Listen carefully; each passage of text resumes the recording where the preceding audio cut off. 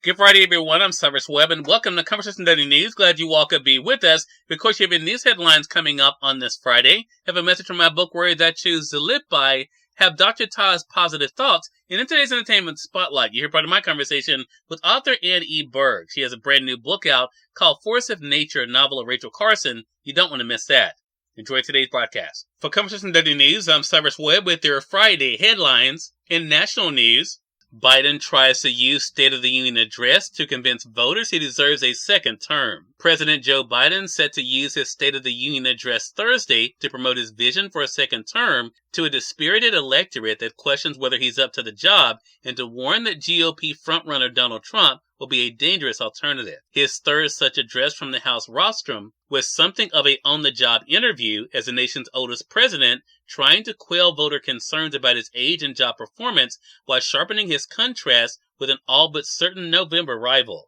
The president hoped to showcase his accomplishments on infrastructure and manufacturing, as well as push for action on aid to Ukraine, tougher migration rules, and lower drug prices, among other issues. The 81-year-old president was closely watched not just for the message, but for whether he could deliver it with vigor and command.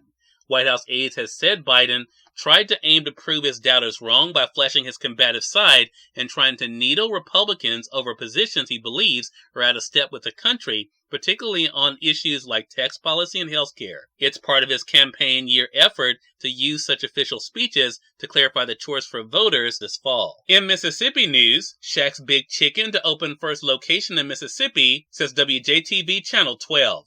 NBA legend Shaquille O'Neal will bring his popular chicken restaurant Big Chicken to Mississippi. The first location in the state will open on US 98, adjacent ALDI, in Aspendale and Hattiesburg. Founded in 2018 by the former NBA player, Big Chicken is a fast casual concept that features O'Neal's home-cooked childhood favorites. Shaq's Big Chicken serves crispy chicken sandwiches and tenders, Cheez-It crusted mac and cheese, and handcrafted ice cream shakes and sundaes. In more national news, Oprah sets ABC's special on Ozempic and more weight loss drugs after exiting weight loss board. Oprah Winfrey has set an hour-long ABC primetime special about weight loss drugs following her exit from the board of Weight Watchers after revealing her personal use of them. The special, titled An Oprah Special, Shame, Blame, and the Weight Loss Revolution, will air later this month, says the Associated Press. Oprah recorded the special in front of a live studio audience and gathers medical experts to discuss weight loss drugs such as Ozempic. It is a very personal topic for me and for the hundreds of millions of people impacted around the globe who have for years struggled with weight and obesity, said Oprah in a statement. This special will bring together medical experts, leaders in the space, and people in the day-to-day struggle to talk about health equity and obesity with the intention to ultimately release the shame, judgment, and stigma surrounding weight. In entertainment news, Dakota Johnson, not surprised Madam Well flop, says she'll probably never do anything like it again, says NBC News. Sony's Madam Web is one of the biggest flops in comic book movie history. The Dakota Johnson-led tentpole has only grossed $40 million so far at the domestic box office, and its worldwide gross remains under the $100 million mark after 3 weekends of release. Critics also eviscerated the film. For its star, the reception to Madam Web did not come as a shock. Unfortunately, I'm not surprised that this has gone down the way it has, Johnson told Bustle in a new interview. Is there a reason for that? The publication asked. It's so hard to get movies made, and in these big movies that get made, and it's even starting to happen with the little ones, which is what's really freaking me out, decisions are being made by committees, and art does not do well when it's made by committee, Johnson said. Films are made by a filmmaker and a team of artists around them, she said. You cannot make art based on numbers and algorithms. My feeling has been for a long time that audiences are extremely smart and executives have started to believe that they're not. In more national news, Russ Armorer convicted of involuntary manslaughter and fatal shooting by Alec Baldwin on movie set.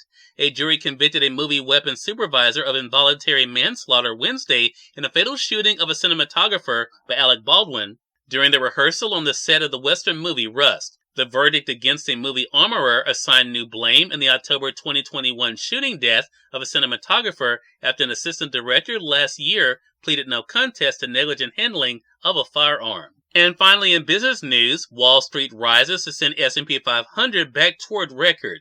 U.S. stocks climbed on Thursday, helping Wall Street erase its losses from earlier in the week. The S&P 500 was 0.9% higher in midday trading and back above its record close set last week. The Dow Jones Industrial Average was up 200 points, or 0.5%, and the Nasdaq Composite was 1.1% higher. Fed Chair Jerome Powell testified again on Capitol Hill about interest rate policy, and he echoed what he had said a day before. The Fed's Reserve next move on interest rates is likely a cut, but it first needs to see additional data showing inflation is cooling. Cyrus Webb, Conversations Daily News. It's now time for a message from my book, Words I Choose to Live By. Enjoy. Good Friday, everyone. I'm Cyrus Webb, and welcome to Words I Choose to Live By. While others are busy talking, stay busy doing all you can to show that you are living not for them or yourself, but for the glory of the one who created you.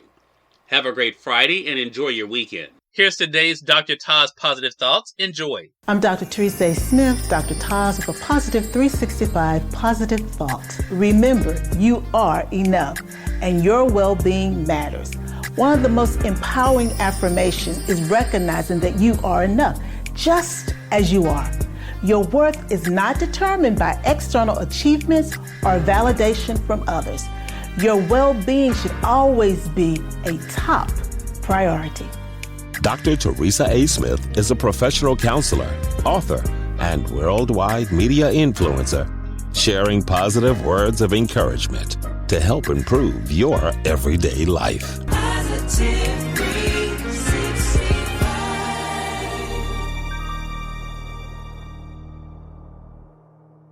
We are part of my conversation coming up with author N.E. Berg in today's Entertainment Spotlight. Stay with us. You're listening to Conversation Daily News. For Conversation Daily News, I'm Cyrus Webb with Entertainment Spotlight. Author N.E. Berg joined me on Conversations Live, the radio show, to talk about her exciting new book, Force of Nature, and novel Rachel Carson. It's a bit of our conversation. And thank you again for the time. Really do appreciate it. Thank you for having me. This book is really a lot of fun to read, and I have to say, I had no idea who Rachel Carson was before reading this book. And I think there will be people like myself that are just discovering her as well through this. But what has it been like for you to introduce this individual who truly was, in her own right, a force of nature? She was a force of nature, and she, I think that her popularity goes in and out, and now seems like a good time to shine a light on her again. I knew about Rachel Carson, and I knew that she was the mother of the environmental movement. And when I was researching a little bit about climate change, her name kept popping up. And I kind of realized I knew nothing about her except that she was the mother of the environmental movement. So I reread Silent Spring, and then I went and got a biography of her. And I was so, I was just taken in with her life and all she had gone through and what she had accomplished. And then I felt that it was time to share her life again with the middle schoolers. And that's how the story started. Yeah. And it is, I think, so powerful, again, the way that you were able to write this, and because it allows us to be able to not only see the world as she saw it, but also appreciate it as well. I love the fact how you talk about her love of zoology and where that came, and her being able to appreciate the wonderful world around her. How did this book and looking at her life, Ed, how did it help you to better appreciate the world that we live in? Well, it's interesting because I was never really a nature-y kind of person. I'm afraid of bugs and don't like spiders in particular. And Rachel loved them all. She saw all of us as creatures on the earth that are sharing the same space and that we should respect each other. Cyrus Webb, Conversations Daily News. We thank you all for tuning in to this edition of Conversation Daily News. We've had to get on Mondays, more news, message from my book, Words I Choose to Live By, Dr. TAS Positive Thoughts, and of course your Entertainment Spotlight. Until then, I'm your host, Cyrus Webb, saying as always, enjoy your day, enjoy your life, enjoy your world. Thank you all for choosing Conversation Daily News today. Let us go make today amazing. Take care.